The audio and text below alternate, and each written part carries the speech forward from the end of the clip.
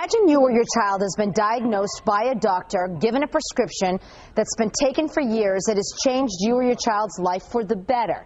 But then one day that drug just isn't available and you're not given any answers as to why and when you might be able to get it. That is an issue for millions of people across the country who have ADHD, and it's a problem that for now doesn't seem to be going away. Going to the pharmacy and picking up your prescription, treating what ails you. It's usually just as easy as that, but for patients with attention deficit hyperactivity disorder, ADHD, lately it hasn't been that easy. I've been on Adderall, then Ritalin, and then Adderall.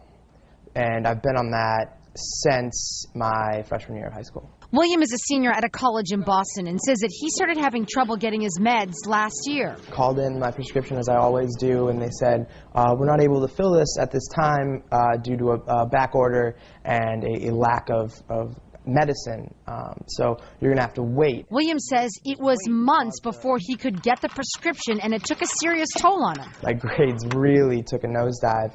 I went from a student that averaged around a 3.2 GPA to a student that ended last semester with a 1.9. I really fell off the track as far as being able to focus, and a lot of that was due to the fact I didn't have the medication that I'm prescribed. Pharmacies all over the country have experienced this issue, more demand for these drugs than they can fill. And shipments from the drug companies, they're limited. Sure, we recognized it about 2 months ago. People started calling around and asking if we had the medications in stock, and it seemed kind of funny because we usually don't get those type of phone calls. And then we realized that, it was hard to get in. People were searching around, pretty much calling from everywhere in the state to try to find it.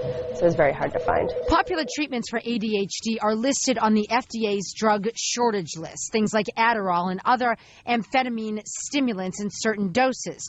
But the reason for the lack of drugs is up for debate. From information that we know from the American Academy of Child Psychiatry, this shortage appears to be related to quotas that have been set between the Drug Enforcement Administration and the manufacturers of the stimulant medications.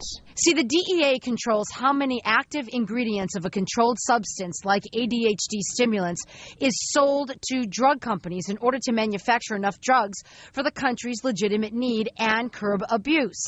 Then the drug companies decide how to use their share, what dosage, and release forms they choose to manufacture. While some say the drug companies' hands are tied to the cap that the DEA places on the active ingredients doled out, a DEA spokesperson tells us, quote, an adequate supply of quota currently exists, and any current shortages are a result of manufacturing and distribution decisions made by industry, basically putting the blame on drug companies. Dr. Timothy Wylans is a psychiatrist with Mass General Hospital. He sees one of the potential reasons demand could be up is due to the increased number of adults who are taking ADHD medication. Where the changes come in is that about 30 to 40% of kids with ADHD are treated. But in adults, it used to be only about 1 in 20, then it moved to 1 in 10, and it's moving to about 1 in 5 in adults who have the disorder are treated. To ask a patient to go without their medication can have serious consequences. Children with ADHD have nearly double the chance of injuring themselves compared to other children. They also have more trips to the ER. And for teens with ADHD, they're involved in nearly 4 times as many car accidents as other teenagers. Those risks can go down with proper treatment, according to Dr. Wylans. Some feel that because these drugs treat ADHD and not a more severe illness, the issue hasn't been a priority. The government, I think, needs to really look at ADHD, the impact of ADHD that it has on adults, children, families, and, figure out what they can do so these people can get their medication. I'm not sure what the answer is. It's just somebody needs to do something and make sure people are being treated so they can, live productive lives. While we can't get a straight answer on why there is a shortage, for now, pharmacists say patients should plan their refills. What we were recommending to people was not to wait till they have nothing left, to maybe start calling their doctor or calling their pharmacy about a week in advance. So it gives the pharmacy time to order it and or talk to the doctor and try to get something else for them. William says it's been easier to get his medication now, and his grades are improving as well, but thinks this is an issue that should not be ignored. For someone that relies on a medication to not be able to have it, I'm sure everyone can relate to that.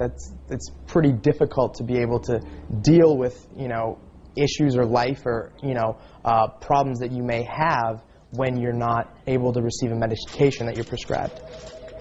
Whether or not you've been impacted by the shortage largely depends on the area where you live, but the DEA tells us they don't have statistics that track the areas that are hardest hit by the shortage. We asked. Just yesterday, there was a hearing up on Beacon Hill about the issue of drug shortages of all kinds, and while the ADHD drug shortage has grabbed headlines, more than 250 drugs were in shortage, according to the FDA in 2011.